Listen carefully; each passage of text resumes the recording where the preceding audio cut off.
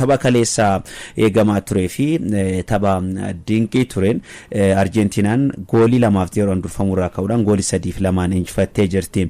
Ijiptiin mo'atte. Ijipt waancaa addunyaa kanaan biyya ga'umsa ajaa'ibaa mul'isteedha. Afrikaarraa imala gaarii taasiftee sochii taphaa gaarii akkasuma kubbaa hawwataa jaallattootaa fi dinqisiifattoota bareettoo horatte jechuun ni danda'ama. Mootii kubbaa miilaa Afrikaatti jedhamte Ijipt yeroo torba shaampiyoonii Afrikaatti garuu waancaa Afrikaatiin seenaan ishee hin qabdu faallaa sanaati.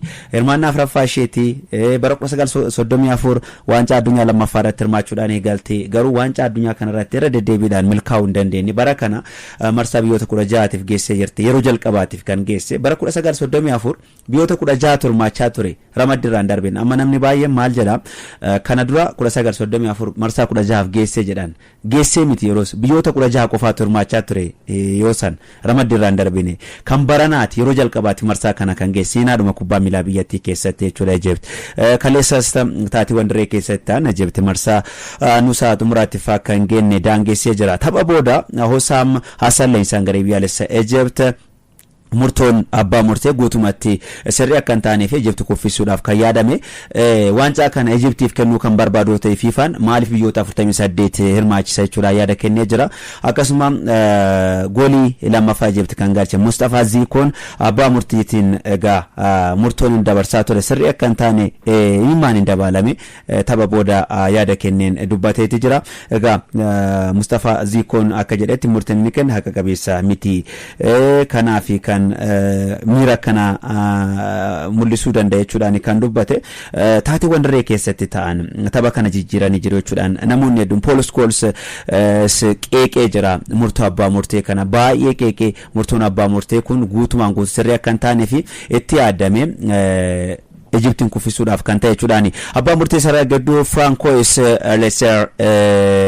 Lesker nama jedhamanidha. Lammii Firaansii tapha kaleessaatiin jalqabumarra sodaan guddaan gama deeggartoota taphattoota Ijiptiin argaa turre. Mohaammed Salaan dursaa taphattoota garee biyyaalessa Ijipt abbee sochii taphaa tureen taphattoonni Ijipt yeroo kufan balleessaa jedhaniin kennan irra darban advanteejii kennu kan Argentinaa garuu sochii taphaa kamuu tuttuqqii kamuu kennaati kan turani kun FIFA waliin waan wal qabsiisu wayii akka jiru xiinxalli tokko The Athletic baase ni mul'isa.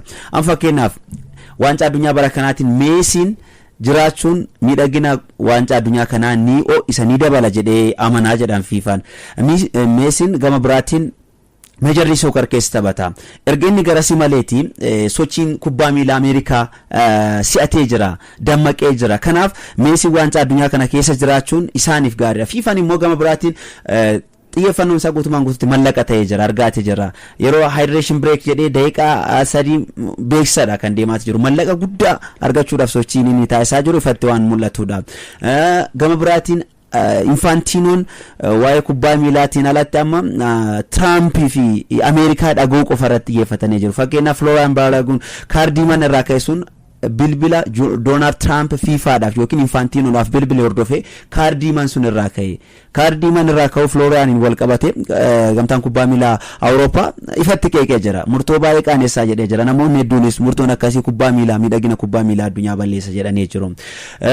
Asii deebite immoo Cristiano Ronaldo fi Messi kan wal bira qabdu yoo ta'e namoonni hedduun dinqisiifattoonni taphattoonni kunneen lamaanuu dinqisiifattoota mataa isaanii qabu. Meesiis ta'e Ronaldoon garuu ramaddii dhumti waancaa addunyaa bara kanaatu amma shakkii uumaa jira. Fakkeenyaaf laayinii Argentinaa irra jirtu kan laaltu yoo ta'e Capo Verde faa Egypt faadha kan irra jiru.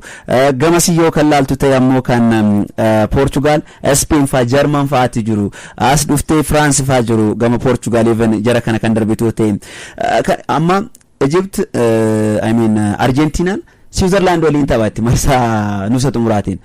Biyya salphaadha ramaddiinti waancaa addunyaa bara kanatu shira qabaachuu danda'a kan jedhanis jiru.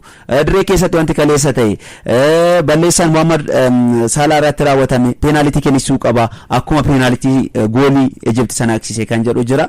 Garuu dirree keessatti wanti ta'e kun guutumaan guutuutti murtoo sanaa wal qabata jechuu baannus garuu dhiibbaan olaanaan akka jiru namatti mul'isa.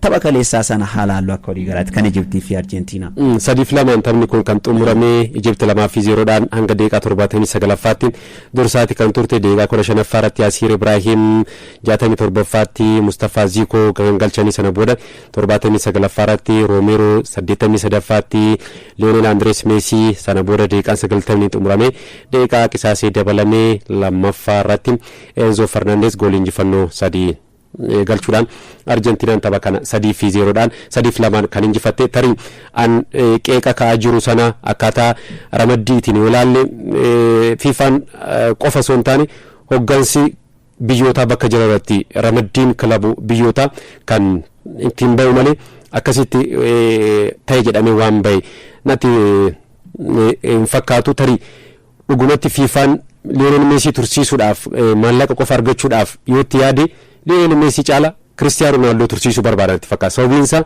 addunyaa kanatti hordoftoota hedduu kan qabu maallaqa ittiin argachuudhaaf taphataan mijataa Lionel Messi caala Cristiano Ronaldoodha.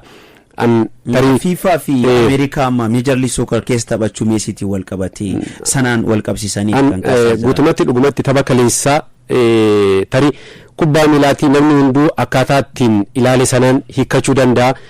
Nama tokkoof dhaggeeffata tokkoof taphichi abbaa murteen looguu jedhee fudhachuu danda'a kaan ammoo lakkii sirriidha Argentinaan ittiin injifate jedhee akkuma kubbaa miilaa hundaafuu bilisa waan ta'eef namni akka barbaadetti kubbaa miilaa waan ittiin yaadatti kennu bilisa waan ta'eef sanumarraa ka'uudhaaf nama hundaafuu kan gooliin kun fakkeenyaaf amma balleessaan guddaa abbaan murteen ittiin qeeqame balleessaa kan Mohamed Salah irratti hojjetame sana amma sana namni hunduutti walii galuu dhiisuu danda'a guutumatti balleessaadha guutumatti balleessaa miti jettee dubbachuudhaaf kubbaa miilaan waan nama hunda guutumatti balleessaa jettee fudhattu sababiin isaa akkaataa barbaade namni akkaataa ittiin hubate sanaan hiikkachuu danda'a tarii viidiyoo Mohamed Salaan balleessaa irratti hojjetame sana reddeebiidhaan laalaati kan ture abbootiin murtii duraanii yaada kennan sanallee laalaati kan ture balleessaa jalqaba Mohamed Salaan kubbaa sana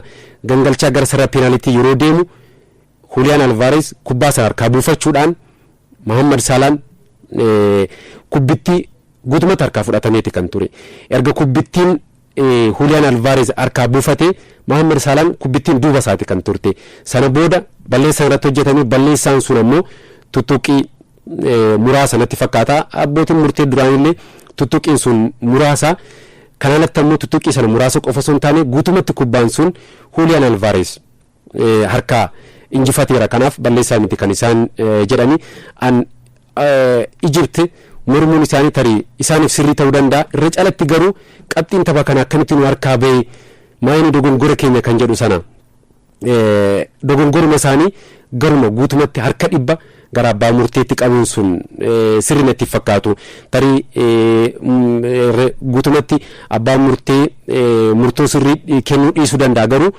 wanti tapha kana jijjiire isaanumatu gara taphaatti kan Argentinaa kan deebise amma guutumatti dogongora abbaa murteeti jechuu caala ga'umsa Lionel Messiin tapha kana mul'ise leellifamuu jajamuu kan itti qabudha Lionel Messiidha Argentinaa ga'umsa dhuunfaa isaa fayyadamuudhaan gara marsaa taanutti kan dabarse kanaaf gama abbaa murteetiin dogoggorri hagas mara raawwatame guutumatti ta'e jedhame Argentinaa shaampiyoon akka taatuuf waan raawwatame natti fakkaatu irra caalatti dhugumatti FIFAn osoo Argentinaa dorgommii keessa tursiisuu barbaade akkuma sila kaase Lionel Messi caala hordoftoota addunyaa kanatti kan qabu maallaqa guddaa ittiin argachuu barbaadu Argentinaa tursiisuu osoo hin taane Portugal tursiisuudha kan barbaadu kan ture Argentinaan amma shaampiyoonii addunyaa bara 2022 ta'uun ishee ni beekama kanaaf kaayyoon isaanii jalqaban gara dorgommii kanatti dhufan dirqama waancaa kan injifachuuf miti shaampiyoonii ta'anii already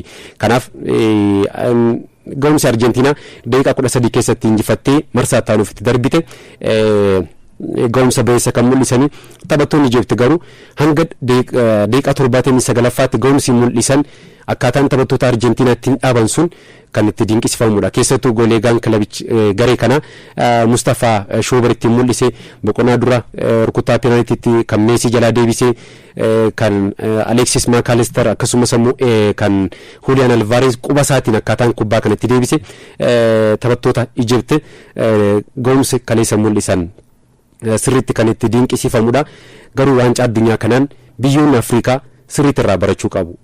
Dursaa turanii akkamitti qabxiin kun harkaa beekan jedhu sun amma Ijiptii hanga daqiiqaa 79ffaatti 2-0dhaan dursaa turte daqiiqaa 13 keessatti goolii 3 irratti galee dorgommii keessaa kan baate. Kanaaf hanqinni fi ciminni maali? Akkamitti qabxii 2-0 sana tursiisuu dandeenya? Akkamitti injifanna kan jedhu sun gama xiinsammuutiin garaagarummaan guddaa biyyoota Afrikaa fi kan warra Awurooppaa kan Laatiin Ameerikaa gidduu akka jiru kan agarsiisudha. Senegaal mataan ishii 2-0dhaan hanga daqiiqaa 86ffaatti dursaa turte. Sana booda qabxicha Beeljiyeemiif dabarsitee kan kennite. Koodiivaar laaluu dandeenya, DR Koongoo kaasuu dandeenya.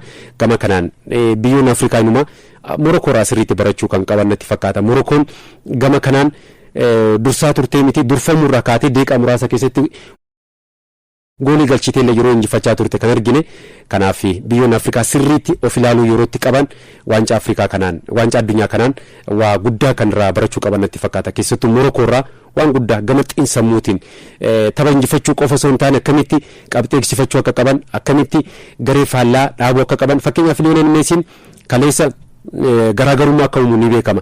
Harka 80 ol gooliin Arjentiinaatti hin galchitu.